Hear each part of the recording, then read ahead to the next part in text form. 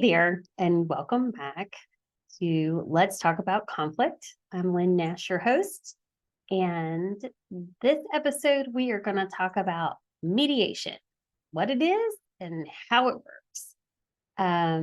This is my favorite one to record so far because this is what I do.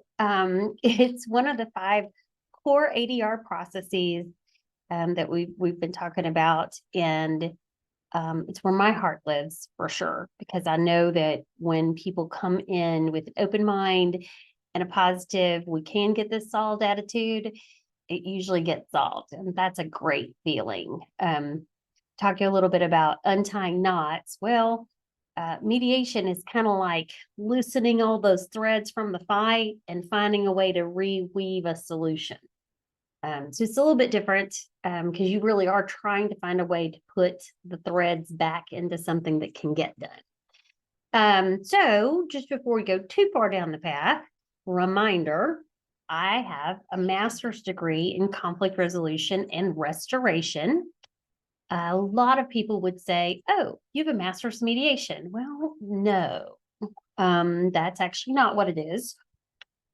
Conflict resolution comes in multiple ways, but the process that I think most people can associate with those 2 words is mediation. And mediation really is about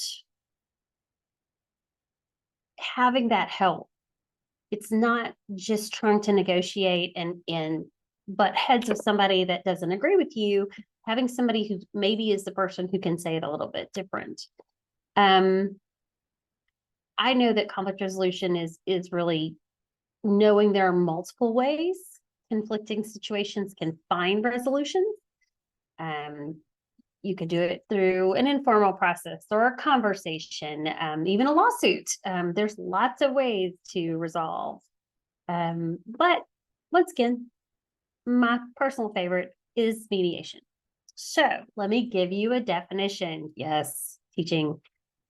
Mediation is a process of resolving a dispute resolution between 2 or more parties by utilizing a third party, impartial, neutral mediator who can objectively assist the parties in weighing the strengths and weaknesses of their viewpoint or their side of a lawsuit and help navigate the parties through a guided negotiation. Okay, so mediation as a word is a verb, and it's a process, and it's a do. It's not something that just kind of sits out there on its own. You have to put action into it to get it going, right? It is the car that the process is the car that sits still, and once the gas goes in it, then you can turn the ignition on. The mediation will help it go, right? So a couple key things too. I want to make sure you hear this correctly. Individuals that participate in mediation are considered parties. Sometimes people don't think they're a party to something unless they're in a lawsuit. But in mediation, whether you're in a lawsuit or not, we will consider you a party within the mediation. I've had mediations where there were 5 different parties involved. That's fun. And lots of different things moving around. The other thing that is oftentimes not talked about enough is the confidentiality of mediation. I have the best stories in the back of my head from the people who have come through mediation with me as their mediator, and yet I can't talk about it ever. I can't let go of any of those secrets, because the biggest way mediation works is that the parties, trust the mediator. So I do take that very seriously, and I do know some great stories that I will not be sharing with you now or ever. Another point to talk about is mediation is often associated with litigation. Litigation means you have gone to the courthouse and filed a lawsuit. There is a lawsuit on file with some court somewhere. That's litigation. You do not have to be in litigation to use mediation. We talk about suit mediation, which means people are kind of reaching the boiling point and they're thinking about filing suit, and they've gotten together and said, hey, why don't we go to mediation first and see if we can resolve some or all of our issues before we have to go file a lawsuit and spend a lot of money. But also there are, in many places around the country, United States, I'm from Dallas, I'm only talking about the United States, many community mediation resources, which is neighbor to neighbor sort of things and small business sort of things, and trying to keep your community functioning and healthy and happy, and helping somebody get the communication flowing again and finding resolution. So you can have mediation for a case that's already been filed at the court and is a lawsuit. You can have mediation for pre-suit, which means they're thinking about filing a lawsuit, but they haven't yet. And they want you to, they've made an agreement to come try to work this out without spending a lot of money on litigation. And you can also have something as simple as a community mediation, which tend to be 2-hour programs or less. And it really is about trying to help each other hear what's happened, a disagreement or something that's happened, and see if you can find a resolution to help the parties be able to get on with their lives or work together or whatever it is. So it's just important to not lose track of why mediation is a part of ADR. We've been talking about alternative dispute resolution. If you've been listening, it's one of those 5 processes. I think that the primary things people associate with ADR are negotiation, arbitration, and mediation.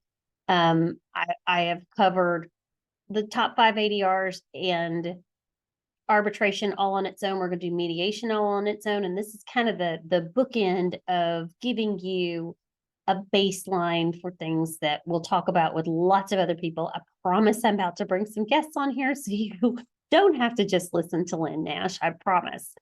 But I have saved, in my opinion, the best for last, because this is the one that matters the most to me in my heart. I feel like this is where I am in my lane and I am doing what I was made to do. And that is really help people see a whole picture and make good decisions for them based on the information at hand. Okay. I don't think it's overly complicated what I do, but I do take really complicated things and distill them down into simple decisions. So one more thing I want to make sure you hear, because I'll end up using these terms and I forget. You don't have to bring an attorney with you to mediation, right? So we talked about mediation for cases that are filed with the court and not filed with the court. And some people file cases with the court, but don't hire a lawyer. And some people just try and work things out with the other party and nobody has a lawyer. So if you come into a legal process, and mediation kind of is a legal process, although it doesn't have to be, it typically is associated with the legal process. If you come into this process of mediation and you do not have an attorney present, then we typically refer to those individuals as being pro se, P-R-O-S-E, pro se. And all that means is that you speak for yourself. And the reason it matters is because if you have representation by an attorney, then that gets filed with the court. That my law license, I'm very protective of that. Trust me. And so when I put my bar number down, my bar card number down for the great state of Texas, I have an agreement with someone to represent them and put their interests first. They're not my interests. They're the interest of the client. That's what a lawyer does. But the reason we make a point of saying pro se is because there is not a lawyer in the mix. Now, mediation has some ethical elements that have to be monitored, and there's a lot of confidentiality, and there's a lot of understanding about what can and can't be said.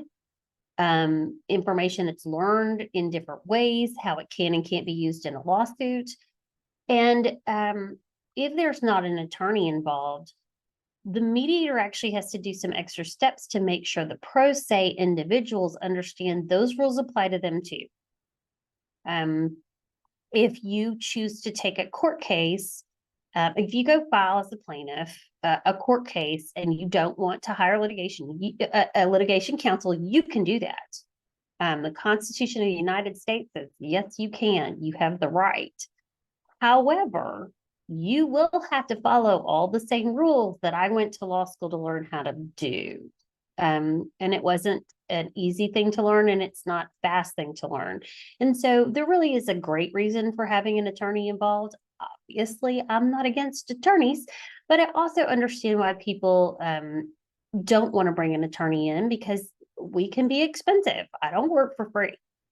And I don't really think lawyers should work for free. We've spent a lot of time and energy getting that degree. But if you take on mediation or a lawsuit as a pro se, which just means, yes, speaks for oneself, know that the rules still apply to you in all contexts, and we all have to play by the same rules. And I didn't write them, but I do know how to follow them, and I know where they are. Okay, all of that said, I want to kind of walk through what the steps of a formal mediation would look like. Now, just like every process, the process gets moved a little bit here and tweaked a little bit this way or that, depending on who the mediator is, who the clients are, what the ultimate goal of the mediation is, and frankly, if there's a lawsuit driving the mediation session or not.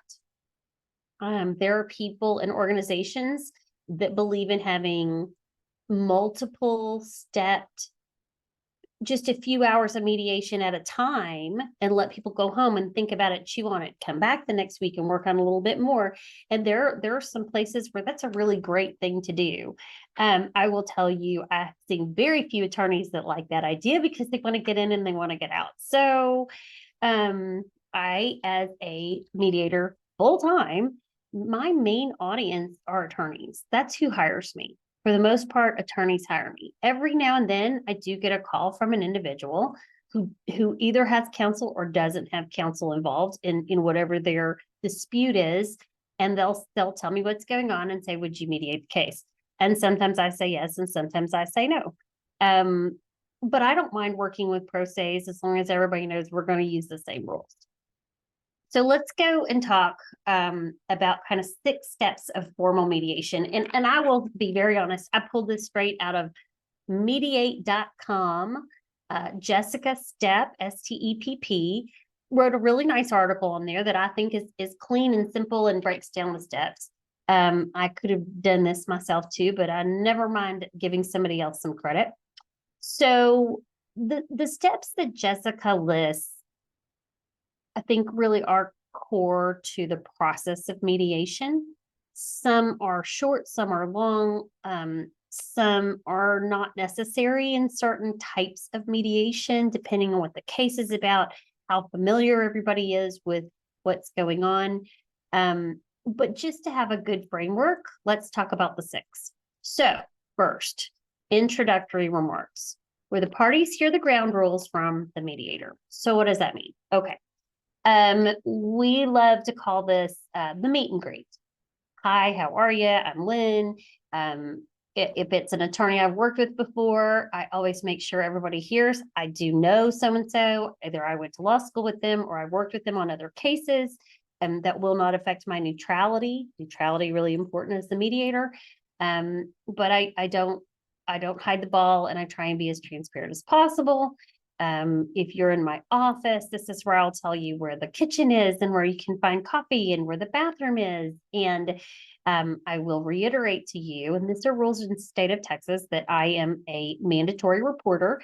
So anything about child abuse or elder abuse has to be reported by me if I hear about it in the mediation. And since I mainly work with business people, they all kind of make this face. And I'm like, see, we're already off to a good start. None of that's going to come up. This is great. And hopefully that breaks a little ice, gets people to relax a little bit. When we talk about confidentiality, and we talk about the fact that I can't repeat anything that's said, And hopefully they understand that they keep confidentiality if they don't repeat the things that are said. In law, we have a process called discovery. So if you hear of something in mediation, but you can find out how to get that information a different way in a different discovery process, that information is going to be accessible. But if you can't get there with a different discovery process, that stays confidential within the mediation. So we break all of this out pretty quickly in the meet and greet, and make sure that they get a sense of who you are as the mediator and how the process is going to work. Sometimes it's referred to as the Dallas style or Texas style. I really think they say Dallas style, where everybody kind of runs to their corner. Nobody wants to be in the same room. I don't run my mediation that way. I like everybody to have to get in one conference room, or if we're online, or if we're hybrid, which, yes, we do all of those things.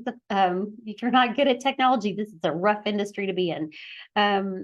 But I put everybody on the same page from the get-go, and everybody hears me say the same thing, because I think there's something to everybody who's involved in this dispute really seeing the other person's here, and they really are agreeing to try and work this out today. I think there's something psychological that can't be left out about that. Now, I have had people say they don't feel like they're safe, or they feel like there's something about them being in the same room that could cause a physical altercation, which means we don't do that.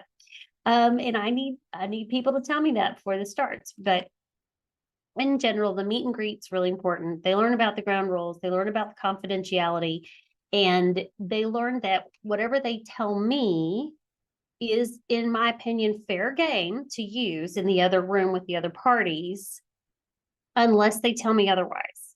And it goes like this. Okay, I need you all to understand that if you tell me something, I do not think it is a secret just to you. It is something for me to use to help get you to settlement today.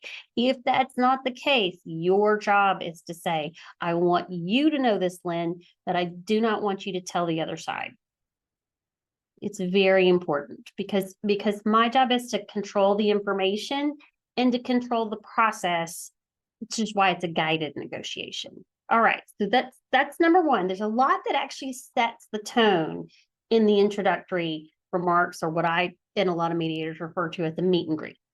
So Jessica steps is the number two is the statement of the problem by the parties, where the parties get to make an opening statement telling the group at large, when everybody's all together, right, what they think the issues are and what the facts of the dispute are. Now, there are lots of ways to do this, and there are lots of people who don't do this. I will tell you, I'm very quick to say if we are doing any kind of online or hybrid mediation, I do not think opening statements are helpful. I think they tend to blow things up before we ever get started. I am also not a great fan of doing them in person because I've seen them do more harm than help. However, I can be persuaded by an attorney who says, my client needs to make an opening statement, or we think it's really important to make an opening statement because of X. It is not my practice to do that, but if an attorney says that to me, then I'm going to weigh that out and we'll probably do it. It'll be okay. Again, like I said, the process has to be flexible based on who's in it. This is also a situation where Jessica step is identifying that everybody is staying in the room together for a great amount of time, and that they're just going to start talking and start the mediation there. That is, in my opinion, very uncommon in the world of actual mediation, and that just may be a Texas answer, so take it for what it is. Typically what I see in my mediation is we have our meet and greet. There maybe is an opening statement, maybe not, usually not, and then everybody separates. So if it's online, I move the plaintiffs into their room in a breakout room. I move defendants into their room in a breakout room, and I toggle. I become a ping pong ball to some degree. I toggle. There are times when I have brought the attorneys back to talk about some legal things that I didn't think was going to be good to have in front of all the clients, but I think the attorneys need to hash out and maybe consider, or put a little more cards on the table about where they think this is really going to go, should it go further. It is not right and it is not wrong to do this multiple different ways. It's about the mediator and their style in how they're going to conduct the mediation. So, so as far as Jessica's step 2 goes, the statement of the problem. Okay. And then Jessica says step 3 is information gathering time, where the mediator asks the parties open-ended questions to find out what's going on beyond just the facts of the case. And it's also where the mediator attempts to establish rapport. Okay, in my work and in my business and in my practice of being a neutral mediator, that is never going to happen with everybody at one place, one time. Typically, by this point, for sure, if there's been opening step, whatever, everybody is now in a separate place. And what that typically is called is a caucus. So they're alone and they only talk to the mediator from that point forward. That is what my audience expects. That is what is typical of mediation where I work and practice. I think that maybe is not true in other parts of the country. And so if there are other mediators listening to this, let me hear from you, because I don't think there's a right and wrong way to do this, but that if I tried to keep everybody at the table and let everybody start talking and open-ending questions, I think the attorneys would look at me like I had two heads. So again, I'm speaking to what I know. So the information gathering time in my mediation, this step 3, we would have already shifted into separate rooms. And I typically tell the parties as we're leaving that meet and greet time, because plaintiff brought the case, or because pro se X reached out to me and asked me to mediate the case, I'm going to start with them. That's just, it's just whatever. I've seen mediators go, I'm right-handed, so you sat to my right, and so I'll start with you. You don't want any bias, and you don't want to give anybody the impression that you're not there for everybody, but you got to start somewhere. So that's what I would do. And I would go in to this information gathering time. And that's the time where hopefully, say it again, hopefully the attorneys have sent me what we call a confidential mediation position statement paper in advance, where I know from the attorney, here's the law, here's the case, here's our facts, here's the stuff I think is good, here's the stuff that's maybe not so good. This is why we think we win. This is why we think mediation is a good idea and why we will settle in this range. I usually get those 3 days before mediation and have had time to wade through it. And so I sit down and really try and talk to the client. And this is where I try and connect. She's right. This is where I try and connect and build rapport. But I don't even want to use the word rapport. I think the word is trust. Because if they don't trust me, it won't matter what I say. It won't matter what the facts of the case are. It won't matter what anybody puts on the table if they don't trust me. That's my job. I have to be trustworthy. And I will sit down and tell them this exact phrase over and over again. I'm going to be your nosiest neighbor. I'm going to ask you questions about things you're not going to want to tell me. And I promise you, I am not asking this for my own entertainment, because I can't talk about it anyway. I am asking you these sort of questions that are going to make you uncomfortable so that I really understand what's going on and can better help you assess whether the settlement is in your favor and in your good interest or not. And that's just me as the neutral, not me as your counselor. You have counsel or you don't with a pro se. But to help people make a good decision, we have to ask a lot of uncomfortable questions and build that rapport and build that time. My dear friend John Shipp says, this is why we have to talk about your cat in mediation. The lawyers get real antsy because they think you're wasting time. It is never a waste of time to spend some time building the trust with that client. Because when I come back, I'm probably not going to tell them something they want to hear. And if they haven't decided that I'm not out to get them from the jump, then where am I going to go? I mean, I've got to have somewhere to build that traction so that we can work together. So from step 3 to 4 for Jessica, identification of the problems. So this is kind of hard to just say it's in this step 4 this happens, because it ebbs and flows. But here the mediator's job is to look for common goals among the parties, i.e., do you really want to settle, or does the party over there really want to go on and go see the judge? And that's okay. That's why we have litigation. Sometimes you need trials. Or looking at what the issues really are and identifying the issues which can reach settlement. So back to the confidential mediation position papers that I get from the attorneys, which I don't get them from pro ses. They don't necessarily understand this, but I understand what's at play. I've probably read the pleadings. If it's in court, if it's not in court, man, do I need those position papers to understand what's going on. This is also a time where if this is like a personal injury case and there's some outstanding medical bills and some of those sort of things, I've asked for the lawyer to send this to me in an Excel spreadsheet. We're going to look at the numbers. We're going to double check everything. Is this where you are? What's inflated? Are you going to get negotiated down? So I have a chance to talk to everybody about this around this time. Now, once I get a sense of I've built the rapport, I know what we're talking about today, and I think these are the things we should work on. It's not completely an agenda setting moment, but it is where I've probably before the mediation ever started, built a strategy on who I want to talk to first and where I think we can get an agreement done the fastest. Where can we find agreement first? Because once people feel a little bit of agreement, they tend to be a little more open to the next set of agreements. So that's when we'll shift into what Jessica Stepp calls bargaining and generating options. I love this. Bargaining and generating options. Step 5. Okay.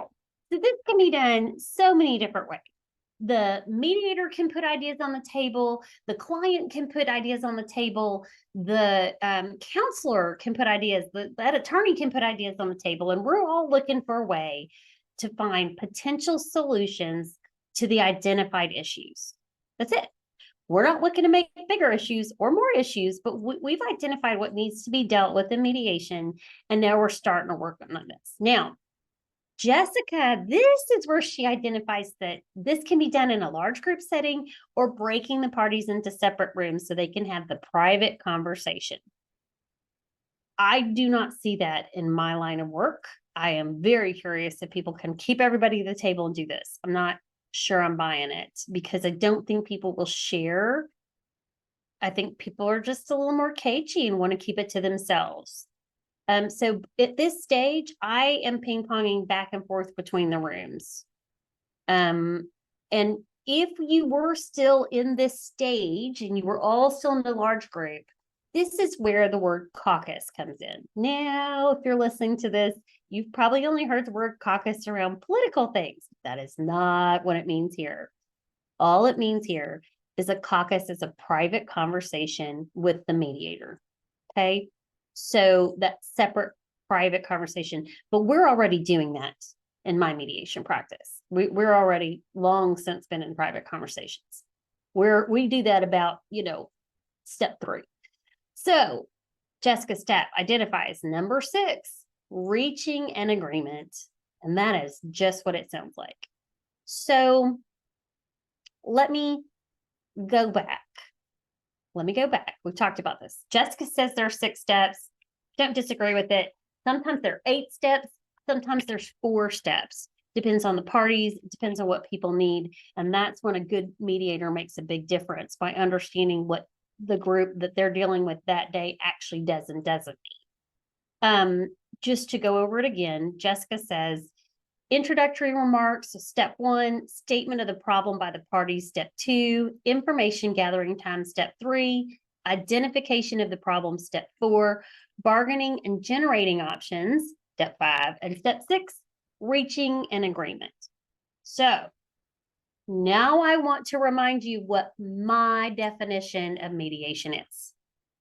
Mediation is a process of resolving a dispute, or disputes plural, between 2 or more parties by utilizing a third party impartial neutral, the mediator, who can objectively assist the parties in weighing the strengths and weaknesses of their viewpoint or their side of a lawsuit and help navigate the parties through a guided negotiation. So she says step 6 is reaching an agreement. Did you hear that in my definition? No, you did not. I am firmly of the mindset that mediation is not necessarily to get settlement in the day, on the day of mediation. There are a lot of lawyers out there who say, you mediator failed if you did not get me a resolution day of. To that I say, wrong, that's not the point. Mediation's goal is to get people off zero. If you're on zero and you won't move and you won't see anybody else's side and you're not listening to anybody else and you're not thinking about this from any other direction, mediation is meant to shift your thinking. Now, you don't have to agree, but you really have to take some time to process it. I would hate to tell you the number of times that my mediations end with, this is my best and final offer and I won't do anything else. Okay.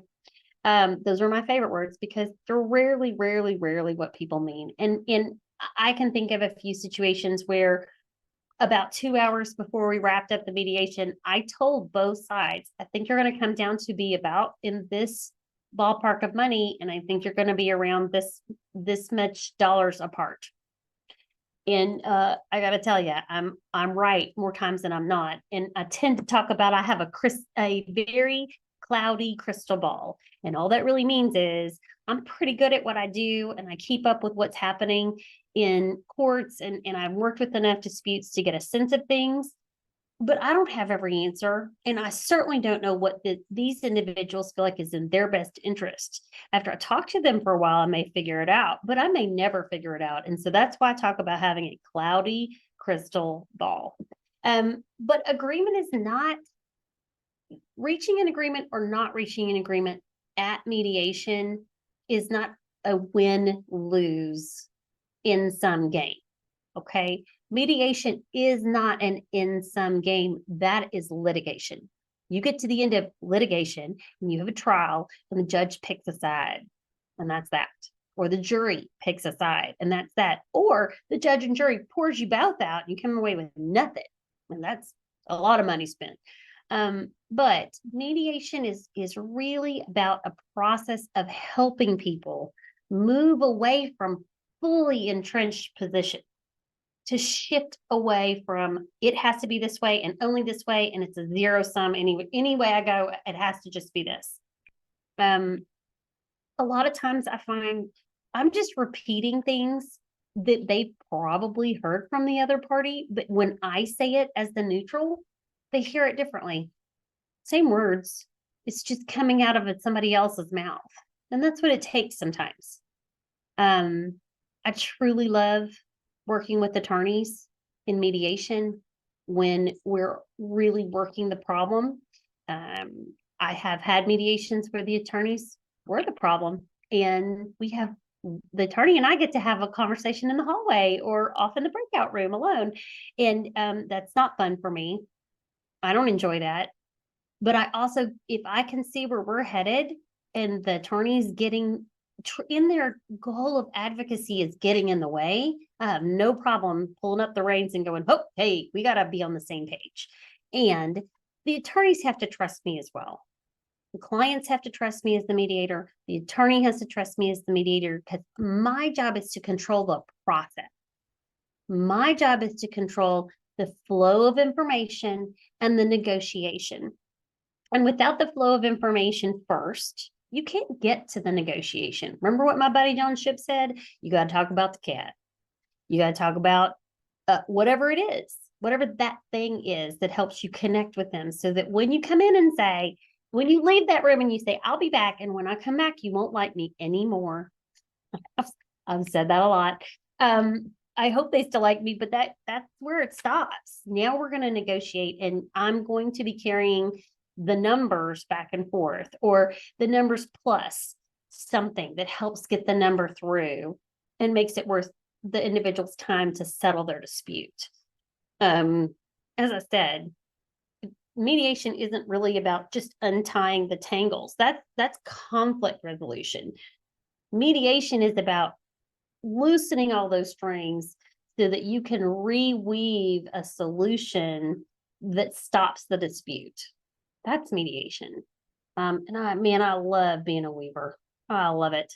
I love the look on parties' faces when we do reach a settlement and you can physically see them relax a little bit. And I talk to people about the fact that, when you're trying to make this decision, think about how you'll feel in a week, in a month, in 6 months, in a year. Because in mediation, it's a sure thing.